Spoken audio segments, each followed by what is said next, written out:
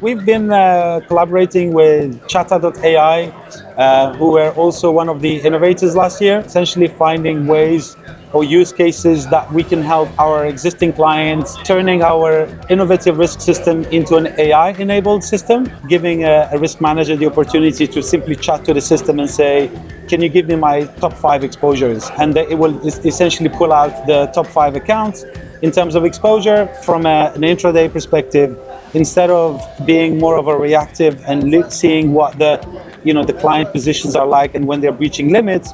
An AI-enabled system will essentially know exactly if there is maybe an OPEC announcement coming up, and essentially saying, look, this account is going to be the most sensitive to such announcement, so keep an eye on this account, and potentially if there is a market move, this is how much this account could be at loss, for example.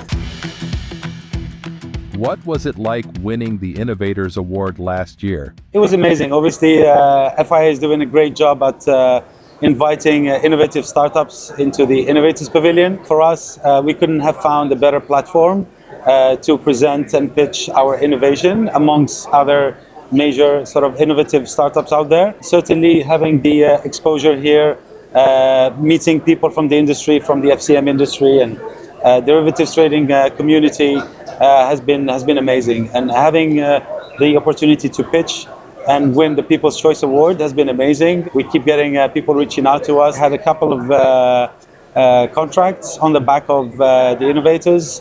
We obviously followed up over a few months. Eventually they're using us today. Extremely happy with the platform. We're providing them access to for margin calculations to over 80 exchanges globally.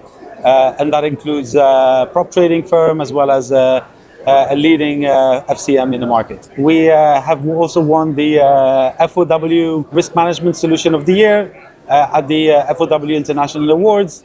And we recently this year, we won 2 additional awards. One with the Risk.net, so Counterparty Risk Innovation of the Year. That has also been the highlight of this year. And most recently, we've also been in Singapore, where FOW hosted the APAC Awards, and we also managed to win the Risk Management Solution of the Year. So obviously, we're getting the recognition from the market. These awards are a combination of obviously being nominated, but as well as we're getting testimonials from our existing clients, and some of which we onboarded over the last year. And yeah, it's just sort of thanks to our users, to our risk managers and clients that we've been able to provide them and share with them our innovations. Why should CCPs be more transparent? Earlier this year, CPMI IOSCO published a paper or a policy recommendation for CCPs to be more transparent with their clearing members, as well as for clearing members to be transparent with their clients.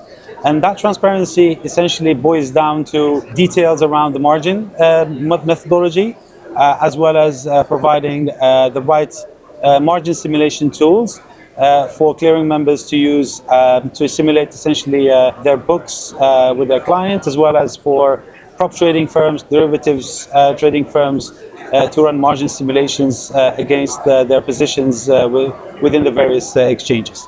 What are the new margin models? Over the recent years, there have been this wave of margin model changes in the industry. What we've seen over the last year, CME have launched their SPAN 2 model, which is a VAR-based model. Initially started with the energy asset class, followed recently by the equity asset class, and currently they're working on their interest rates before they move into the commodities. We've also seen the Japanese exchange also moving away from a SPAN-based model into a VAR-based model, and also seen Euronext as well moving to a VAR-based. So that has been the trend, and this trend is continuing. ICE have been working and they've launched IRM2, which is also a VAR-based model. They've launched it for ICE US, and currently they're working on it to launch it for ICE Europe.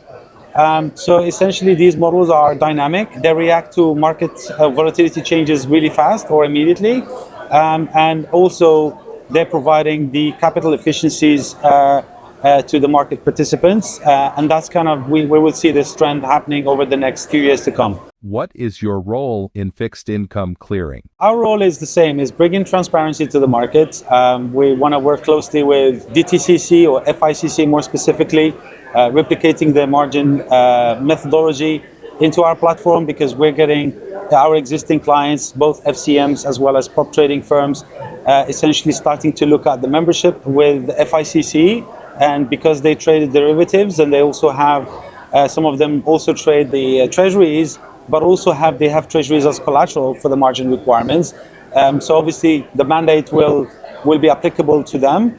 So we're getting a lot of inquiries about that. So we need to be up there, having replicated the margin methodology for FICC.